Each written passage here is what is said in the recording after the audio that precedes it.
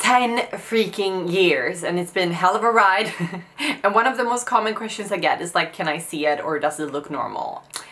Yeah, during these 10 years, life has been just like many ups and downs, and today I'm going to talk about it all, like after the surgery, complications, just how I decided on going through with the surgery, like was I nervous, like peeing, being intimate, everything. Yeah, it's just like my 10 years anniversary of getting a vajayjay, a coochie, whatever you want to call it. Anyways, 10 years ago, I had my gender reassignment surgery, bottom surgery, sexual reassignment surgery, whatever you want to call it. She has many names. So today I'm just going to talk about every personal detail of my life on the internet. Yes, that's what I'm gonna do. But before we get into all of those juicy details, this video is actually in sponsorship with Catch Beauty. And if you haven't heard about Catch Beauty before, like where have you been? I talk about them all the time. I love them so freaking much. What they mostly sell are IPL machines. And if you're not entirely sure what the IPL machine is, it's a little device to remove your unwanted body hair and facial hair. And this has helped me so much in my transition. I've used it for the last 2 years and it has helped me feeling so much more comfortable in my own skin, and it works. And this is like an upgrade to the previous one, so this is like stronger than ever before. The previous one had only 5 levels and this one has like 10 levels. So this one is definitely an upgrade, and she hurts a little bit if you're like on the 10th level. That's just like to be expected. It's just like a little pinch, nothing to be alarmed about. And also you don't need to like use the 10th level, you will see results. Even if you're on the 5th level, it's just going to take a little bit more time. I definitely recommend it. As I said, I've used it for like 2 years and I can see results. Obviously, I started seeing results only after a few weeks. So now I rarely use it anymore just because like it works, if that makes sense. You can use it in the comfort of your own home, and you can like take it with you. And also something else I love about Catch Beauty is their incentive to help trans people on their transition. Obviously you can purchase their products even if you're not trans. I've said this multiple times already, but just if you're trans, this is a great website to just check out. They have makeup and like, you know, other things specific for trans women, and also IPL machines, and they are so freaking great. But if you're interested in checking them out, which I think you should, I have a discount code for you. I always have a discount code for you. Mathilda is my discount code, and click the link in my top comment or in my description box. Top comment, description box, discount code Mathilda, and get yourself one of these or something else on their website. But now, without further ado, let's get into the rest of my gender reassignment surgery. So going through with my gender reassignment surgery, I've kind of talked about this before, what it meant to me and how important it was like for me to do. Prior to me transitioning, I had no experience in like being intimate with anyone. My gender dysphoria was off the roof. I couldn't even like do anything myself. I had trouble showering, so it wasn't really an option for me to not go through with the surgery. It was like kind of a life or not life choice. So yeah, I didn't really have an option.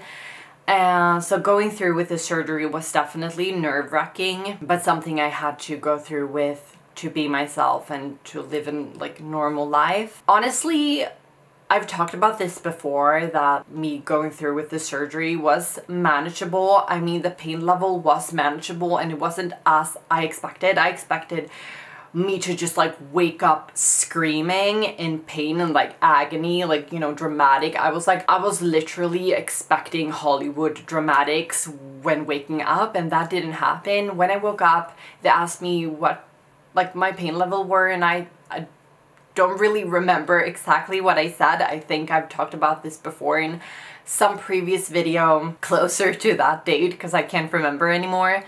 But it's just, what I'm trying to say was manageable. It was hard, it was difficult, really difficult, and I had a few complications on the hospital. I've talked about this like pretty like briefly before. Just like a few things went wrong, nothing major, just, you know, it's a major surgery and you're there for a couple of, you're there for like a week. So something is like bound to happen. So it wasn't like anything major, just, yeah.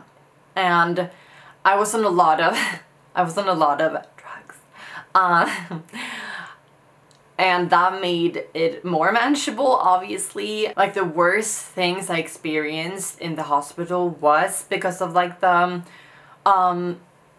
like complications. Other than that, it was kind of easy peasy. I was on a lot of like strong medication, and like removing the packing inside of me and starting dilating was also very tough. And if you're not really sure what dilation is, I have other videos talking about that, so you can just like check them out. Now, like 10 years after, I only dilate once a week, and you can obviously do other activities instead of dilation at this point.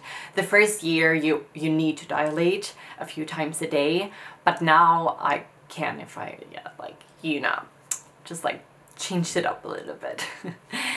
Yeah, and it's been crazy these 10 years, being myself, not really thinking about that part of my body anymore. Before, I was so disgusted by myself, but now I remember when I got home from the hospital seeing myself like naked for the first time, and even though I was like bruised up, and it's just, it felt like I could truly start living my life as it was intended. I've never looked back since. I've never had a pinch of regret, and that is one of the most common questions I get as well, is like, do you have any regret? And I don't, like, I do understand why people, especially like cisgender people, ask that question, but also I can't really understand it.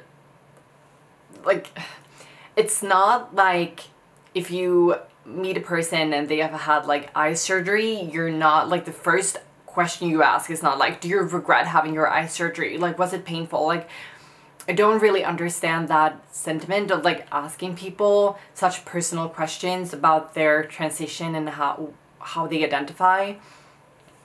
I will never really understand that, but I think it's due to all media outlets. It's not really showing the truth of like transgender people. Like, we don't regret it. It's really rare. But anyways, this video is not about that. It's about me being my true self. So yeah, just like me getting a coochie designer taco was honestly the best thing I've ever done. And it has, like, over the years, there has been a few complications. I've had 2 revisions, and I don't keep that a secret. I talk about that. I've had 2 revisions. The first revision I had a year after the surgery, and that is pretty common, or especially like 10 years ago. I don't know how how everything works now, but 10 years ago it was pretty common to have a revision. Since it is major surgery, it's very difficult to predetermine, or how do you put it? Like, it's very difficult for the doctor to know exactly how the end results will look like. So they give you like free revision, or that's how it worked here in Sweden 10 years ago. So the first revision I got 1 year after having the surgery. And then I had another revision maybe a year ago due to me having trouble like urinating. So yeah. And that is also something a lot of people ask me about, like, how did it felt peeing for the first time? And honestly, it felt really, really weird. It felt very different. Now, obviously, me peeing feels normal. But I remember like peeing for the first time after the surgery, and it felt really different. It felt like the pee just, like, I released and then it was just like out of me. Like, it didn't take some time. Like, yeah.